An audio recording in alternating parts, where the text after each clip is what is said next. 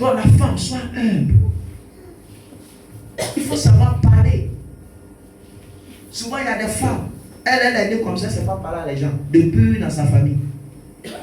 Tu parles A, elle parle B. Tu as dit, oh, pourquoi toi, tu n'as pas mis l'eau là ici? Toi, il faut aller mettre. Mais tu viens, oh, mais pourquoi tu ici là ça? Toi, tu n'as pas même pour parler. Ce n'est pas bien. Amen. Amen. Je ne juge pas, je ne condamne pas. Mais on parle des effets réels qui sont dans la parole de Dieu. On va prendre notre Bible. Éphésiens 5, verset 28. Éphésiens 5, verset 28. Il dit quoi? Éphésiens 5, verset 28. Une autre personne prépare Éphésiens 5, verset 33. Éphésiens 5, à partir de son verset 28. 28 ans. Il dit quoi?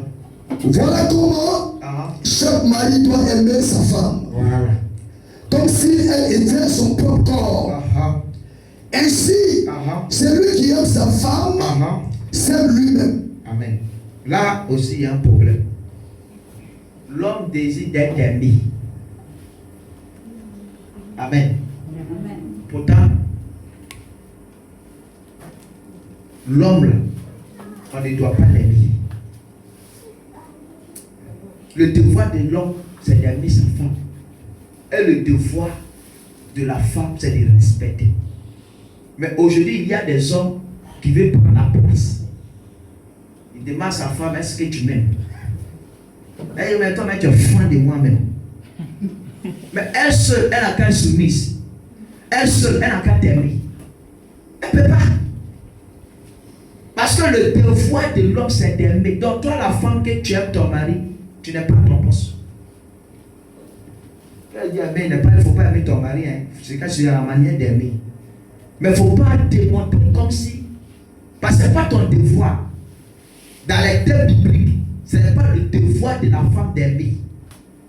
Le devoir de la femme, c'est de respecter son homme. Et le devoir de l'homme, il doit aimer sa femme comme son propre corps. De la manière l'homme s'entretient, de la manière il prend soin de lui lorsqu'il est blessé. C'est comme ça qu'il doit prendre soin de sa femme. Elle a besoin de l'amour, elle a besoin de l'affection, elle a besoin de ton orientation. Parce que c'est ton devoir de l'aimer. C'est pas ça que tu as appelé. Mais pour que l'amour puisse sortir, ça se manifeste par la soumission. Mais si le mari ne se voit pas respecter, il ne voit pas la soumission à toi, comment il aura le cœur aussi de t'aimer? On crie sur lui, on l'insulte. Quand tu commences à faire comme ça, ça ne finit pas. Quand tu parles jusqu'à tout tes mots finis, le monsieur même est couché. Tu continues, ils sont maîtres de la maison, tu continues. Il vient, quand tu le vois, tu commences encore. Comment lui, il aura un cœur pour pouvoir t'aimer? L'amour est petit. L'amour est s'entretient. L'amour est vie. L'amour est secret. Là où il y a toujours des histoires, l'amour ne peut pas être. Bon, vous êtes là comme ça, il n'y a plus l'amour. Mais vous êtes là, c'est pourquoi? Quand toi, tu regardes en vent, et quand tu regardes maintenant, tu vois qu'il y a un changement. Il faut arranger les choses. Quand tu vas sortir de la maison, ça va être écrit derrière toi que celle-là, elle a fait ça, elle a fait ça, elle a fait ça. Non.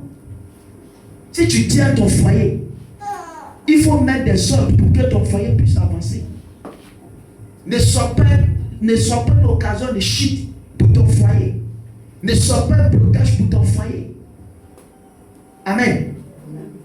Donc toi, la femme, tu dois respecter. L'homme doit aimer.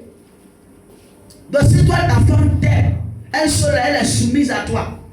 Un jour, elle va finir à claquer. Parce qu'elle ne pourra pas. Joue aussi ton rôle, joue aussi ton devoir. Mais comment toi, tu peux demander à ta femme si elle t'aime? Pourtant, ce n'est pas son droit de t'aimer. Mais aujourd'hui, on voit des femmes qui sont mal femmes de leur mari. Amen. Amen. Que le Seigneur nous bénisse. Amen. Le verset Éphésiens 5, 33, il dit quoi là-bas? Éphésiens 5, 33. Après ça, Hébreux 13, verset 4. Oui. Il dit, quant à vous, que que chaque mari aime sa femme comme lui-même et que chaque femme témoigne un profond respect à son mari. Un profond quoi?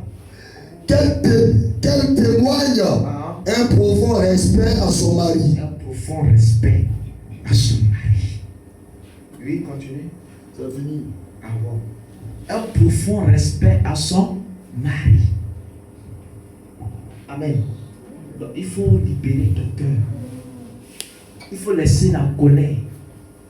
Il faut laisser ce qui te fatigue. Arrête de publier ce qui se passe dans ton foyer. Arrête de poster ton foyer. Il y a des gens, eux-mêmes, ils ne sont pas dans le foyer. Ils n'ont même pas quelqu'un. Et tu t'es exposé ton foyer. C'est vrai, il y a des personnes qui n'ont pas de personnes dans leur vie. Mais Dieu les a donné le don de conseiller des gens qui sont en couple. Il y a des personnes comme ça, eux ne sont pas mariés, ils n'ont jamais expérimenté le foyer. Mais ces personnes, Dieu les fait la grâce, les dons pour pouvoir conseiller des couples.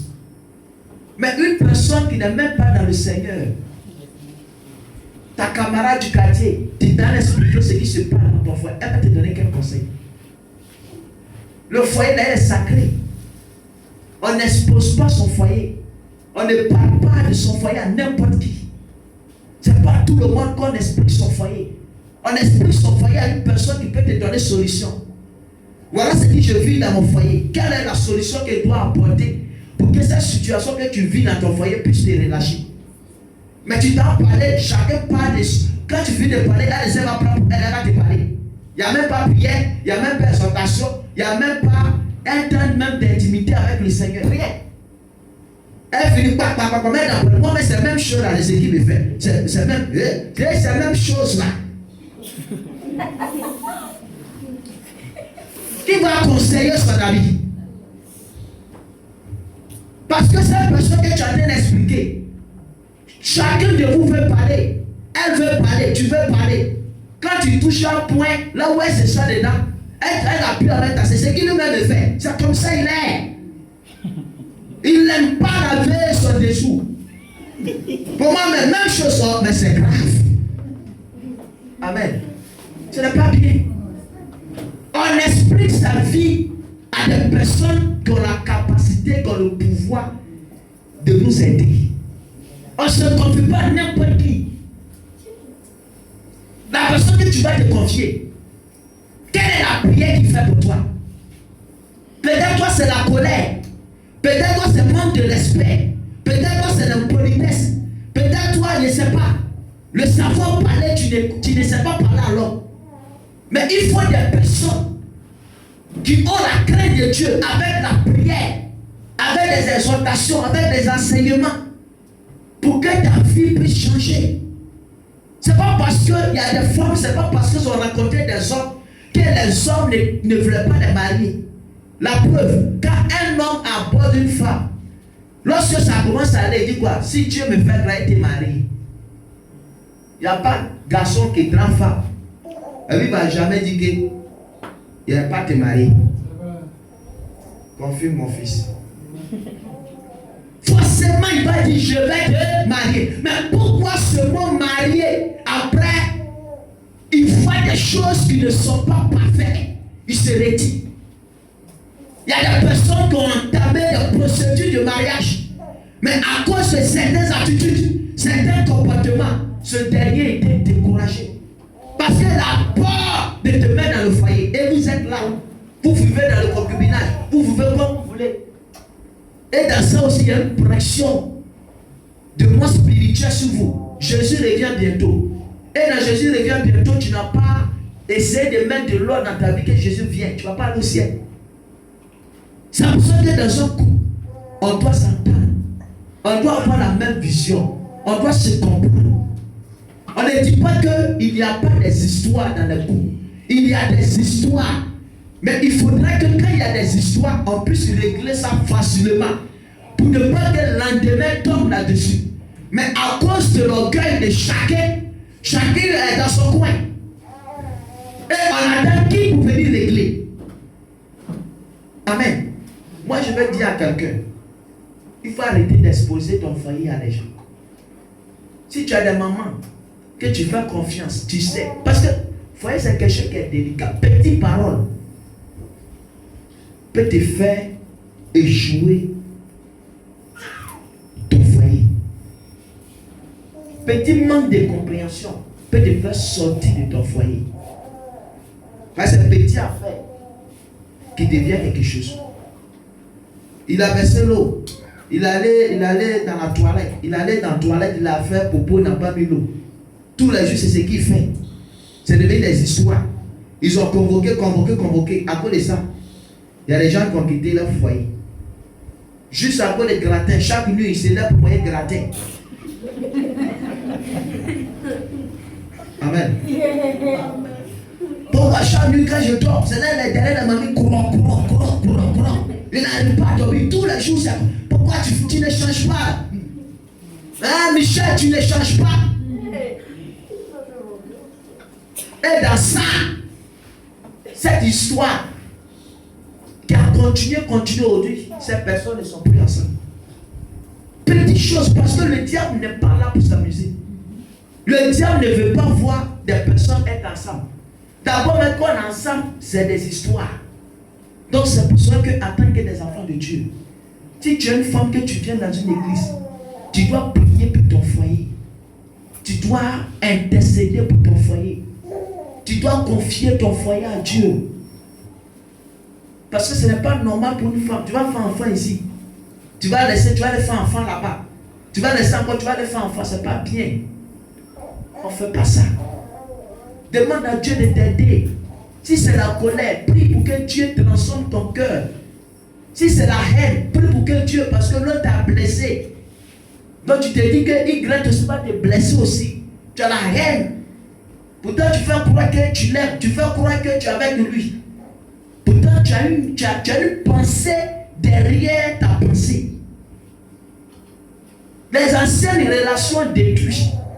C'est pour ça que moi, quand je suis avec quelqu'un, je n'aime pas. Ou mon ex. Voilà, quand on était à mon ex, ça là, il n'aime pas ça. Moi, c'est mon totem qui est là. Des histoires d'enfants, il était à mon ex. Non, quand moi j'étais mon ex, ça, voilà, ça, j'aime pas ça. Moi, personnellement, j'aime pas ça. Parce que les anciennes paroles détruisent des vies. Ce qui est passé. On parle du présent. Concentre-toi sur ta vie. Prie, gêne. Tu es dans un foyer, tu ne gênes pas. Tu es envoyé quelqu'un, mais tu marches avec des personnes, tu ne pries pas. Tu es un cheminot que tu marches avec lui, tu ne pries pas. Si tu ne pries pas, comment Dieu va pouvoir te révéler des choses? Parce qu'on ne se lève pas comme ça pour se marier. On ne se lève pas comme ça pour marcher avec des gens. Depuis lors que vous avez décidé de cheminer ensemble, les hôtels de famille vous êtes liés ensemble. Parce que si tu es ma femme, l'hôtel de ma famille doit connaître ton nom. L'hôtel de ta famille doit me connaître. Et c'est ça qui fait qu'il y a le feu dans le foyer. Donc Christ doit être au centre de notre vie. Mais quand un homme se présente à toi, tu dois prier le Seigneur. Seigneur, voici ce temps. Est-ce que ta volonté est d'état? Mais aujourd'hui, on ne voit pas ça dans la vie de nos soeurs. Quand le frère vient, il a moto, la voiture, elle est déjà fin. Une fois que sa main sort, il y a eu mon mari comme ça. Sa main qui sort, qui a de l'argent. Tu sais quel hôtel qui lui produit de l'argent. Tu sais quel sacrifice il fait pour avoir son argent. Tu ne dois pas être une femme Chanel. Tu dois être une femme spirituelle. Pareil aussi pour des hommes. Il y a des hommes qui ont marié des femmes. Leurs vies n'ont jamais été rétablies jusqu'à aujourd'hui. Toutes les femmes ne sont pas mariables. Il y a des femmes quand ils viennent à ta maison, tu t'en sors pas. Il y a des femmes quand tu es avec eux, ta vie ne progresse pas, ta vie n'avance pas.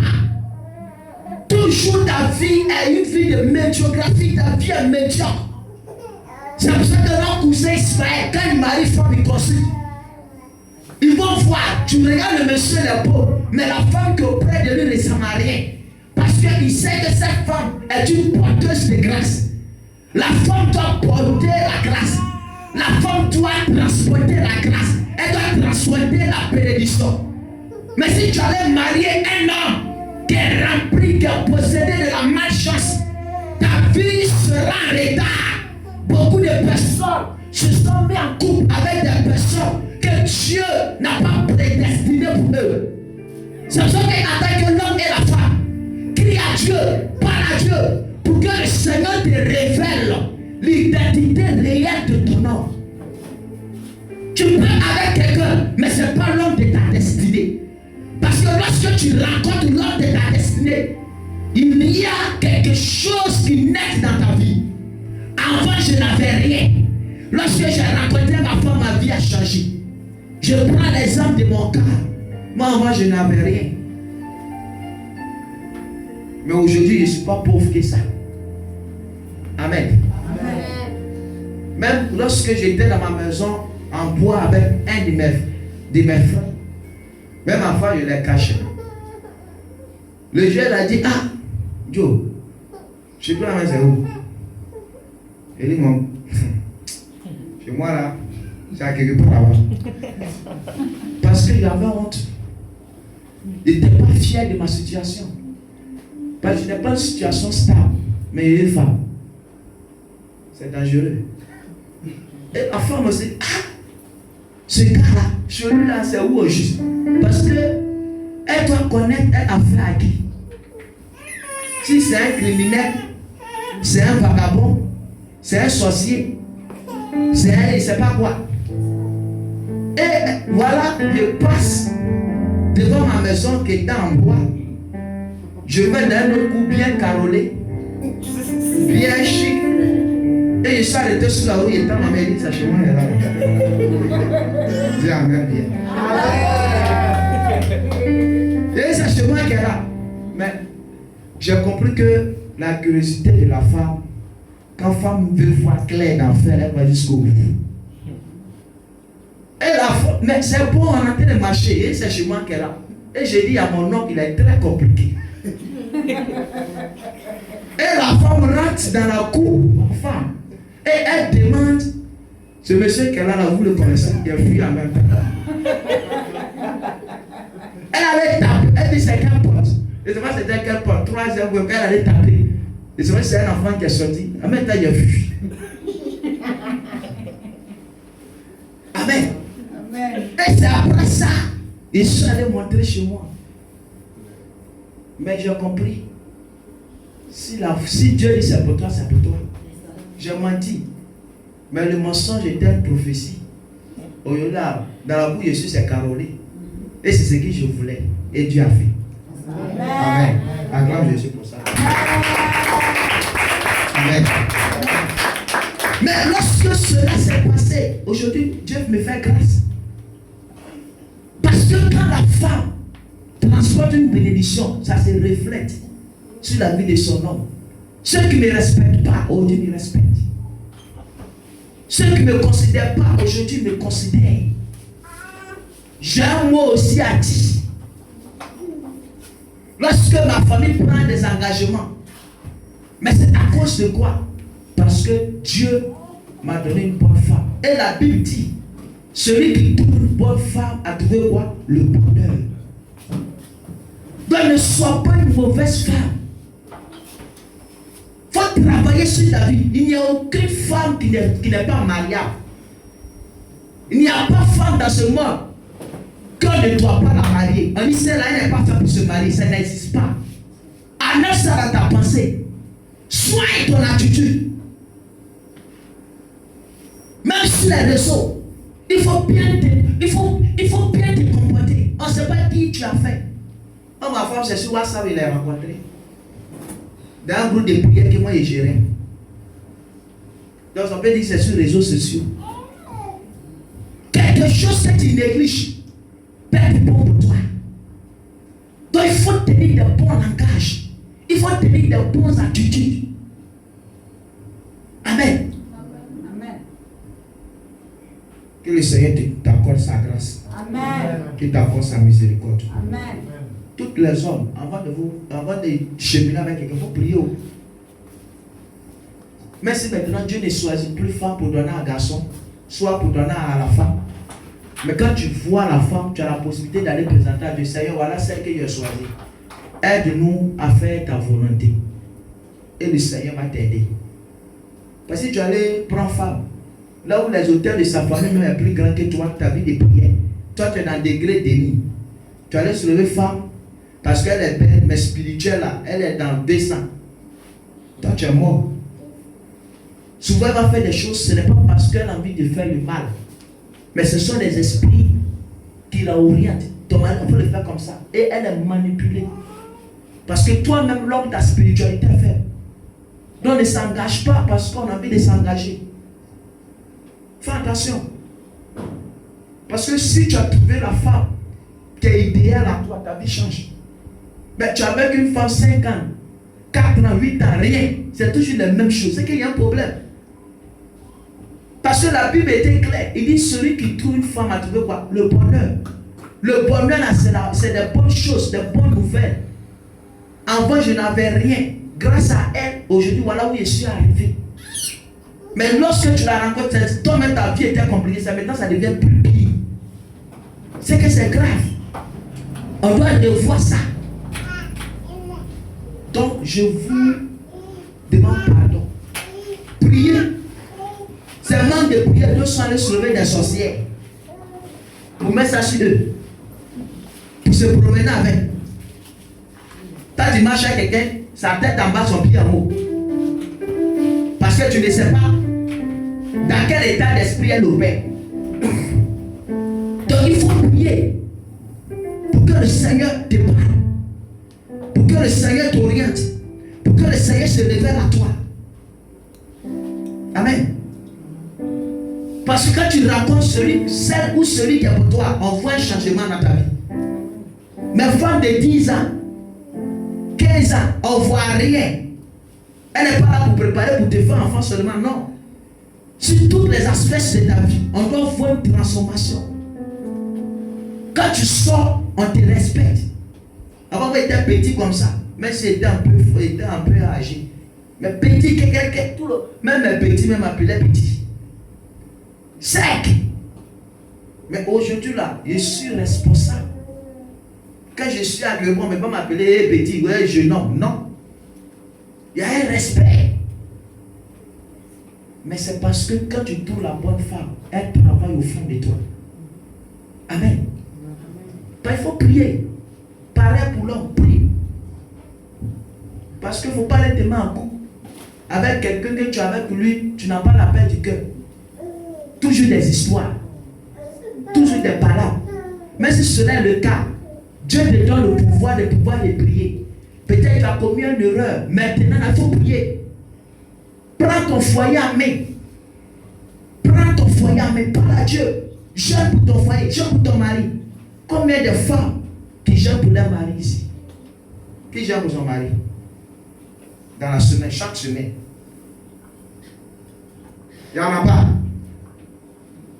Attends, et c'est où là?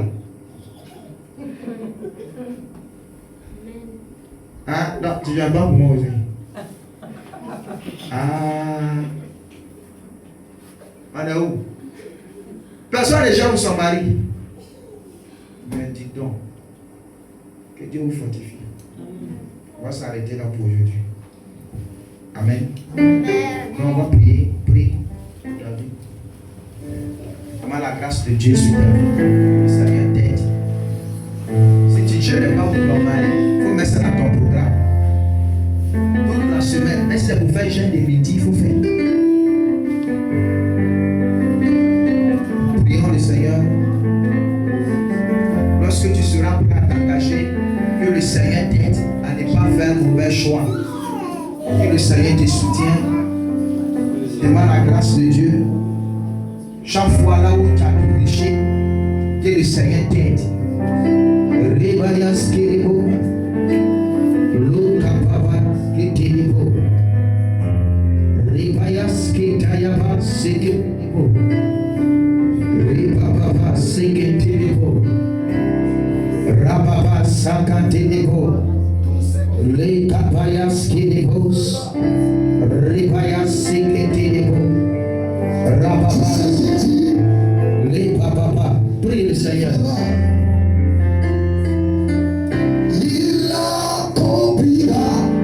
désobéi, toutes ces promesses tu as fait par là, envers toi, tu as fait des choses, demande à Dieu de t'aider.